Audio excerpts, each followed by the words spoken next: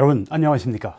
오늘은 미국 보수 정치 행동 대회 CPAC Conservative Political Action Conference라고 합니다. 여기에서 문재인 주사파 정권 위에 떨어질 핵폭탄, 오늘 첫 번째 말씀을 드리겠습니다. 다음 주 워싱턴 DC에서는 미국 보수 정치 행동 대회 2022 드디어 개최가 됩니다.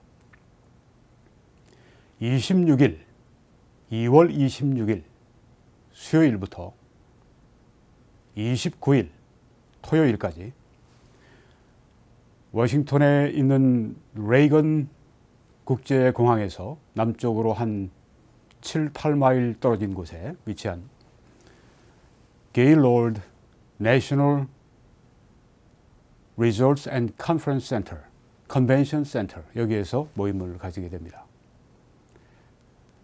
최소한 만에서 2만 명 사이로 미국의 쟁쟁한 보수들이, 또 가장 강력하고 열심히 있는 그런 보수주의자들이 한자리에 모이는 미국 최대의 그런 보수주의자들의 모임입니다. 이 모임은 47회를 맞이했고요. 트럼프 대통령이 여기에 와서 몇 차례 연설하는 가운데 대통령으로 나서야 되겠다 하는 결심을 굳히게 된 것이 바로 이 대회라고 합니다. 그래서 이 대회를 트럼프 대통령은 굉장히 좋아합니다. 작년에도 와서 연설을 했고 거의 한 2시간 그렇게 연설을 했으니까 굉장히 마음에 애정이 있는 것이죠. 이 아메리칸 컨서버티브 유니언이라고 하는 그 단체가 이제 이 대회를 개최를 하는데, 거기에 회장이 매스 슐랍이라고 하는 분입니다. 그분이 트럼프 대통령에게 미국 대통령의 후보로 나서십시오, 그렇게 이제 제안을 해서 나와서 결국은 당선이 됐죠. 네, 이제 재선을 앞에 두고 있습니다. 펜스 부통령도 오십니다. 그리고 우리 한국인 부스가 마련되어 있어서 거기에 이제 우리 한국을 소개하는 여러 가지 소개 자료들이 있을 것입니다. 그 가운데 제가 이번에 쓴 글이 있습니다. 오늘 여러분들에게 소개해 드릴 것입니다. 그래서 거기에 이 글이 놓이게 돼서, 또 우리 거기에 자원봉사자들이 이 글, 또 이런 자료들을 이제 참가자들에게 쉬는 시간 혹은 뭐 여러 가지 그 경우를 통해서 나누어 주게 될 것입니다. 그럼 미국의 아주 정말 가장 보수주의자들 가운데 가장 아주 핵심이죠. 그런 분들이 이제 이 글을 받아서 가게 될 것입니다. 그래서 제가 핵폭탄이라고 이렇게 말씀을 드린 것입니다. 또 우리 한국인 대표 한 분이 연설을 하시게 됩니다. 이를 위해서 굉장히 많이 희생하셨어요. 헌신하셨습니다. 이렇게 해서 한국의 사정을 이 미국의 최대의 보수주의자 모임에서 이번에 연설을 통해서 알리도록 그렇게 되었습니다. 얼마나 감사한 일인지요.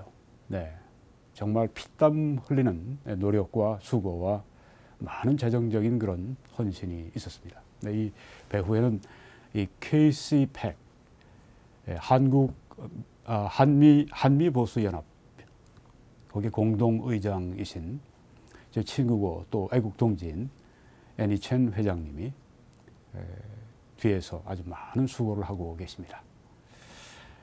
너무 자기를 알리지 않아서 제가 이제 방송을 통해서 좀 이렇게 소개를 하고 그렇게 하는데요. 네, 이번에 연설하시게 됩니다. 그리고 오늘 여기에 있는 내용이 상당 부분 반영이 될 것입니다. 그래서 이것은 이제 그 워싱턴 포스트, 뭐 뉴욕 타임스, 무슨 뭐 영국의 가디언, 뭐 BBC, 뭐 미국과 전 세계 방송들이 다 이제 촬영하게 됩니다. 그리고 보니까 작년에 했던 것이 워싱턴 포스트에서 한 것을 제가 봤는데 그냥 그대로 지금까지 떠 있습니다. 그러니까 여기에서 우리 한인 대표가 그 중앙 무대 아주 프라임 타임 거기에서 이제 연설한 내용이 그 미국뿐 아니라 세계 전역으로 그렇게 퍼져나가게 될 것입니다. 네. 아마 우리 한국에 주어진 최대의 기회가 아닌가, 또 한국에 특별히 자유우파에게 주어진 최대의 기회가 아닌가 이렇게 생각이 됩니다. 오늘 그래서 첫 번째 2부로 제가 나눠서 하겠습니다. 첫 번째 부분을 제가 오늘 말씀드리고, 그 다음에 또 2부는 뭐 조금 지나서 며칠 후에 제가 또 이렇게 올릴 생각입니다. 시작하겠습니다. 아마 미국과 세계의 많은 사람들은 사우스 코리아, 미국에서는 그랬으니까요. 남한, 한국이라는 말을 들으면 전쟁의 폐허와 분단의 비극을 딛고 일어나서 눈부신 발전을 이룩한 나라를 떠올리실 것입니다.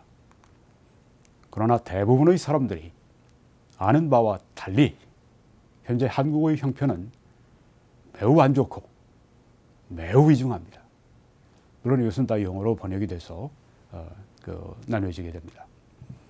이는 마치 미국의 캘리포니아주 세코야에 있는 The General Sherman Tree, 셔먼 장군 나무,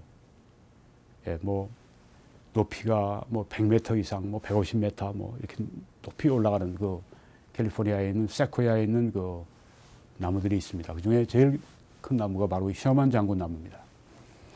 그런 지구상에서 제일 큰 나무, 이것이 중병이 들어서 내부가 전부 썩어버려서 쓰러지기 일보 직전의 상황과 같습니다.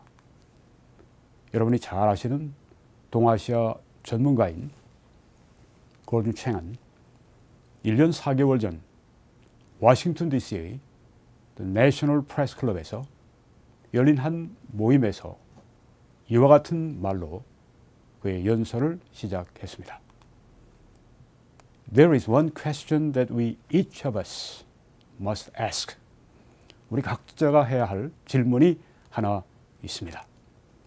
In a year from now, will the Republic of Korea, South Korea, still be a liberal democracy? 지금으로부터 1년 후 대한민국, 남한은 자유민주주의로 남아있을까요? Or maybe we must ask, will there be South Korea then?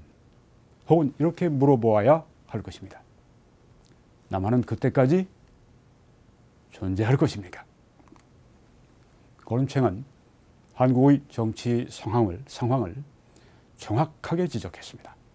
그리고 그가 이렇게 말할 만큼 한국의 상황은 급박하고 위험하게 돌아가고 있습니다. 지금 한국에서는 전직 우파 대통령 둘이 다 감옥에 있습니다.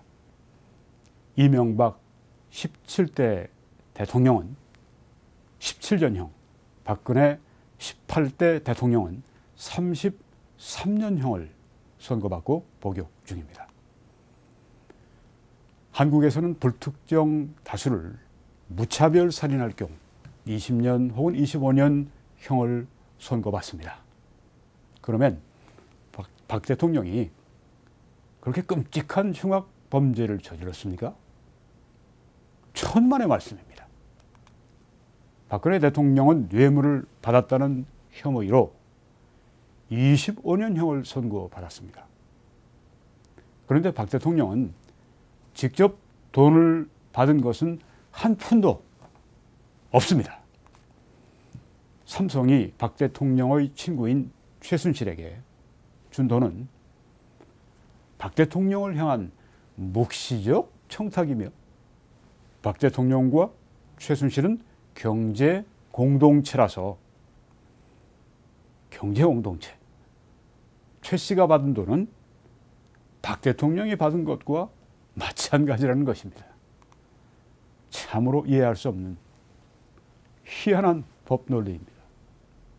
그리고 한국의 법원은 이런 이상한 논리를 기초로 해서, 어처구니 없는 논리를 기초로 해서 박 대통령에게 25년형을, 무려 25년형을 선고했습니다. 어처구니 없는 논리를 만들어가지고 말이죠. 그리고 박 대통령의 나머지 8년형은 한국의 전직 대통령들의 일상적인 통치 관례를 문제 삼아가지고 꼬투리 잡아서 박 대통령에게만 예외적으로 적용해서 끌어낸 부당한 결과입니다. 부당하고 불의하고 불공정하고 오도된 민심과 문재인 좌파 독재 정부의 압력을 받은 한국의 검찰과 법원은 이렇게 해서 박 대통령에게 도합 33년형을 선고해서 건강이 매우 안 좋은 68세의 여성 대통령을 지난 3년간 감옥에 가두어 두었습니다. 한국의 검찰과 법원만이 이렇게 부당하고 불공정한 것은 아닙니다. 한국의 국회는 검찰의 일방적 기소와 한국의 언론이 보도한 박 대통령에 대한 각종 거짓 뉴스, 페이크 뉴스들을 기초로 해서 조사 한 번 하지 않고 논의 한 번 하지 않은 채 한 달 반 만에 박 대통령을 탄핵해 버리고 말았습니다. 그리고 국회의 탄핵에 대한 최종 판결을 내리는 기관인 헌법재판소도 불과 세 달 만에 약식 재판을 통해서 박 대통령을 파면했습니다.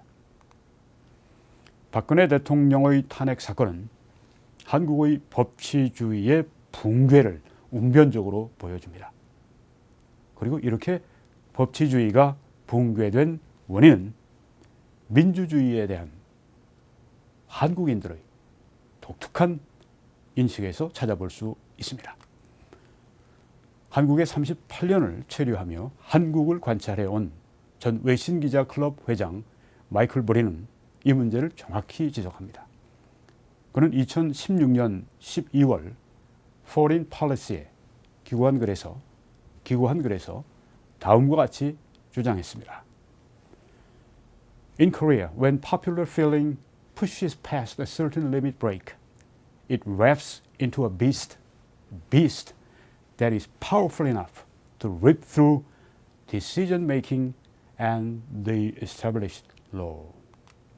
한국에서는 대중적 감정이 한계를 넘어서면 의사결정과 확립된 법 속으로 거칠게 들어갈 만큼 강력한 야수로 변모합니다. Koreans call it public sentiment. A more accurate phrase would be the emotion of the masses or mob passion. 한국인들은 이것을 민심이라고 말합니다. 더 정확한 표현은 대중의 감정 혹은 군중의 격정이 될 것입니다. 민심은 대중의 감정이나 군중의 격정이 될 것이다. It is the collective soul and it is considered supreme. 이것은 집단적 정신을 말합니다. 그리고 이것은 가장 중요한 것으로 여겨집니다. Koreans even have a saying about the law of the public sentiment is above the law. 한국인들은 그것에 관해서 심지어 이런 말도 합니다. 민심법은 법 위에 있다. 민심법은 법 위에 있다. 네, 민심이 법 위에 있다는 얘기예요. 이게 법치주의를 하지 않겠다는 얘기죠. 법치가 무시된 박근혜 대통령의 탄핵은 바로 이 한국인들의 성난 민심 혹은 이 군중의 격정, mob passion에 의해 이루어졌습니다. 그리고 이러한 성난 민심은 박 대통령에 대한 한국의 언론의 수많은 가짜 뉴스, 수많은 거짓말 뉴스에 의해서 조성되었습니다. 태산 같은 거짓말. 또한 언론이 보도한 상당수의 가짜 뉴스는 남한과 북한의 공산주의자들에 의해서 만들어졌습니다. 따라서 한국인들의 성난 민심, 군중의 격정은 일정 부분 남북한의 공산주의자들에 의해 조성되었습니다. 그리고 이렇게 조성된 성난 민심은 남북한의 공산주의자들에 의해 철저하게 왜곡되고 조정되었습니다. 히틀러와 나치의 광적인 선전선동이 없었다면 독일인들은 2차 세계대전을 일으키지 않았을 것입니다. 마찬가지로 남북한 공산주의자들의 선전선동이 없었다면 박근혜 대통령은 탄핵되지 않았을 것이고 친북, 친중, 반미, 반일을 지향하는 문재인이 남한의 대통령이 되지 않았을 것입니다.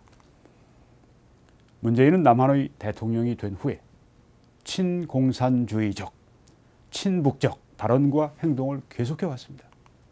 그는 북한의 간첩 신영복의 사상을 존경한다고 말했고 북한의 간첩 윤희상의 묘소를 참배했으며 현충일 기념사에서 6.25 전쟁 전범 김원봉을 칭찬했습니다. 그는 9.19 남북 군사 합의를 통해서 DMZ 비무장지대 안에 있는 경계 초소들을 헐어버렸고 DMZ 비무장지대 안에 있는 북한의 역사적인 남침 통로를 열어주었으며 휴전선 일대에서 북한의 활동을 감시하는 공중정찰을 금지시켰고 서울로 오는 길의 대전차 장애물들과 해안 철책들을 제거했으며 한강 하구를 통해서 적이 서울로 침입할 수 있는 길을 열어주었습니다. 그래서 Losing South Korea 이런 모든 내용들이 다 처음으로 아마 대부분 처음으로 미국인들에게 읽혀지고 들려지게 될 것입니다. 또한 세계인들에게 들려지게 될 것입니다. 이는 대단한 역사적인 사건입니다. 핵폭탄입니다. 그래서 Losing South Korea 한국을 상실함의 저자 골든 챙은 다음과 같이 말했습니다. 골든 챙은 한국을 깊이 연구했습니다. 이 변호사는 기자생활도 했고 자기의 모든 관찰력과 모든 논리를 다 동원해서 Losing Korea 한국을 상실하면 어떻게 되는가 이 문제를 책을 출판했습니다. 거기서 이렇게 말했습니다. 문재인 is dangerous to his own country. 문재인은 그 자신의 나라에 위험합니다. If he wants Kim Jong-un to take over South Korea, he will be doing exactly what he's doing today. 만약 그가 김정은이 한국을 접수하기를 원한다면 그는 지금 그가 하고 있는 것 그대로 할 것입니다. KCPAC 그래서 이제 골든 챙이 he could be a North Korean agent 그렇게 얘기를 했죠. 네, 북한의 간첩일 수 있다. 문재인.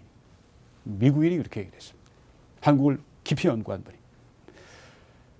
KCPAC의 한미보수연합의 공동의장인 고용주 변호사 한국 측입니다. 그리고 미국 측은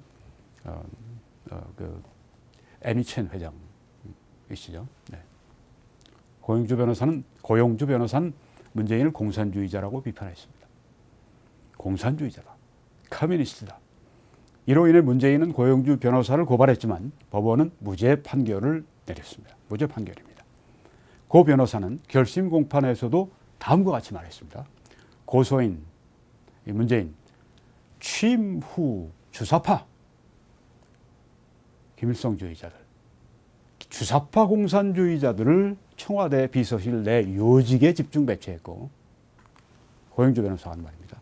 노골적인 결심 공판에서 한 말입니다. 노골적인 친중 반미 노선을 추구하고 친중 반미 노선을 노골적으로 추구했고 있으며 문정인 청와대 외교 안보특보가 한미동맹 파기와 주한미군 철수를 주장한 것들을 용인했고 얼마나 망발을 많이 얘기했습니까? 문정인이. 그것도 다 놔뒀어요. 국정원의 대공수사권을 폐지하여 대공수사기능 무력화를 시도했으며 문재인을 지지하는 급진 좌파 정당이 자유민주주의에서 자유를 삭제하려고 시도하고 있을 뿐 아니라 자유민주주의에서 자유를 빼려고 하고 있습니다. 더불어민주당이. 그 정당의 대표가 추미애입니다. 중국식 토지 국유화를 주장했다.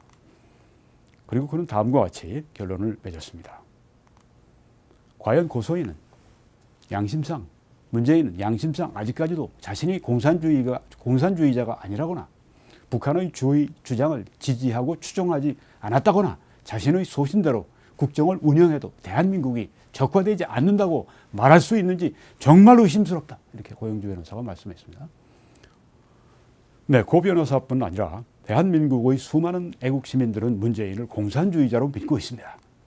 그래서 그들은 이런 문재인과 주사파 공산주의자들로부터 대한민국을 반드시 지켜내기 위해 문재인의 집권 이후 눈이 오나 비가 오나 뭐 그 이전부터죠. 네, 사실은 그 이전부터 탄핵되고 탄핵 사건이 있고 뭐 12월 2016년 12월 달부터 그렇게 됐습니다.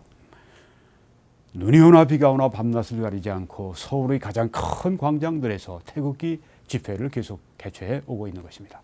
그리고 오늘도 서울의 광화문 광장에서는 영하의 추운 날씨에도 불구하고 나라를 사랑하는 많은 그리스도인들이 밤을 새워서 기도하고 있습니다. 이는 세계사에서 유례를 찾아볼 수 없는 그런 사건입니다. 남한의 주사파 공산주의자였다가 전향하여 지금은 한국의 강력한 보수정당의 대표가 된 김문수 전 지사는 다음과 같이 신문에 글을 발표했습니다.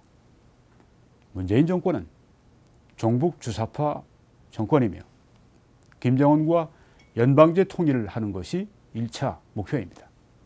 입법, 사법, 행정, 교육, 문화, 방송, 예술, 경제계, 기업, 동네 구멍가게까지 완벽하게 붉은 혁명 사상으로 물들었습니다.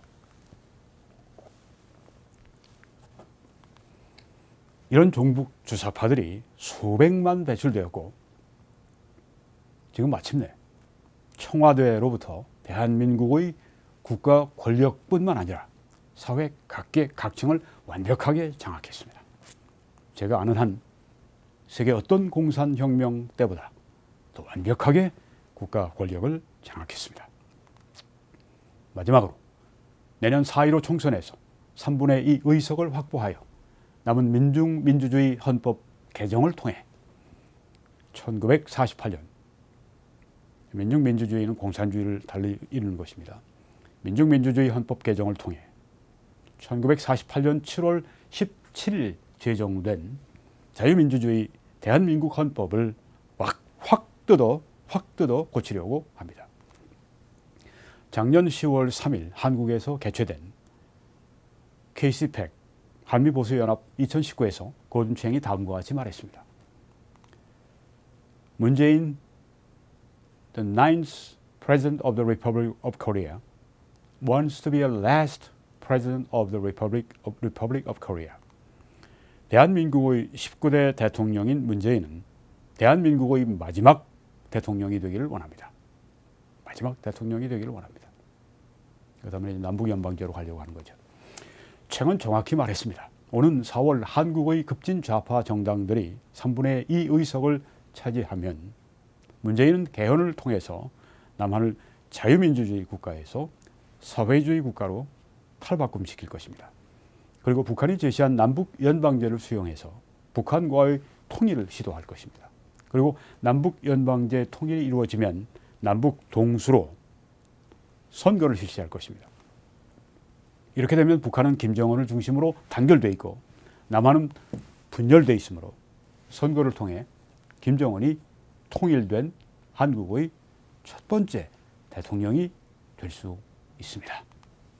오는 4월 15일 총선에서 주사파 공산주의자들과 급진 좌파가 압승하면 한국의 보수우파는 한국식 게슈타포인 공수처에 의해서 조직적인 박해를 받고 소멸의 길로 들어설 것입니다. 한국의 불안한 장래가 오는 4.15 총선에 달려 있습니다. 여러분, 이 미국 보수 정치 행동 대회에서 이번에 연설로 또 이 글로 전해질 이 내용들은 미국인들에게 충격으로 다가올 것이 분명합니다. 여기 트럼프 대통령, 펜스 부통령, 미국의 상원 의원, 하원 의원, 미국의 내로라 하는 보수주의자들, 이 언론에서 또 팍스뉴스나 또 뭐 월스트리트 저널이나 이런 데서 활약하는 그런 연사들과 카멘테이터들과 거기에 이 언론 종사자들 다 여기에 모이게 됩니다. 핵폭탄이 이번에 문재인 주사파 정권 위에 떨어질 것입니다. 다음 주 이제 뭐 며칠 안 남았죠? 한 4, 5일. 네. 워싱턴에서 개최되는 수요일 날 26일부터 개최가 됩니다. 다음 주 수요일입니다. 특별히 워싱턴에 거하시는 우리 교포들은 꼭 참석하십시오. 뭐 그 외에 뭐 근처에 뭐 많이 있지 않습니까? 네, 볼티모어도 그렇고 보스턴도 그렇고 또 뉴욕도 그렇고 오십시오. 또 밑으로 남쪽으로 해서 또 사우스캐롤라이나, 노스캐롤라이나 또 그리고 또 플로리다 뭐 그 주위에 오하이오 뭐 좀 많습니다. 오십시오. 오셔서 함께 이번에 참여해 주시고 한국을 응원해 주시고 한국을 위해 기도해 주시고 네, 그런 시간을 가져주시길 바랍니다. 여러분이 탐색창에 CPAC 2020, CPAC 2020 이렇게 하시면 거기에 이제 안내를 받으실 수 있습니다. 그래서 그 웹사이트에 들어가셔서 그 등록하셔야 됩니다. 네, 등록하시고 또 제너럴 티켓도 사시고 네, 그렇게 해서 하셔야 되는데 아직 안 하신 분들은 오늘 그렇게 하시기 바랍니다. 뭐 미국의 다른 곳에 살고 계신 분도 뭐 비행기 타고 좀 오세요. 네, 지금 비행기표 비쌀 때가 아닙니다. 네, 꼭 오셔서 또 뭐 한국에서도 뭐 이 소식 듣고 오실 수 있는 분들은 뭐 혹은 세계 각지에서 오십시오. 오셔서 우리 함께 이번에 한국인 최초로 연설자가 우리 한국을 이렇게 적나라한 이야기를 이제 그 앞에 사람들에게 하게 될 때 역사적인 순간이죠. 오셔서 이렇게 해주시고 또 우리 한국인들이 이제 패널이 돼서 그렇게 함께 하는 게 한번 둘 정도 그렇게 지금 되어 있습니다. 자세한 제가 내용은 말씀 못 드립니다. 왜냐하면은 안보 사항을 철저히 지켜야 되기 때문에 미국의 정부 대통령이 다 오시기 때문에 아주 철저하게 거기서 지금 보완을 하고 있기 때문에 알고 있는 것도 제가 지금 다 말씀을 안 드립니다만 아주 엑사이팅한 그런 뭐 미국 보수 정치 행동 대회 여러분 초대합니다. 꼭 참석해 주시기 바라고요. 여러분이 사역을 위해서 함께 기도해 주십시오. 주위에 또 이 동영상을 알려주시고 또 재정적인 후원으로 함께 해주시길 간곡히 부탁을 드립니다. 댓글 성원 참 감사합니다. 제가 다 읽어보고 있습니다.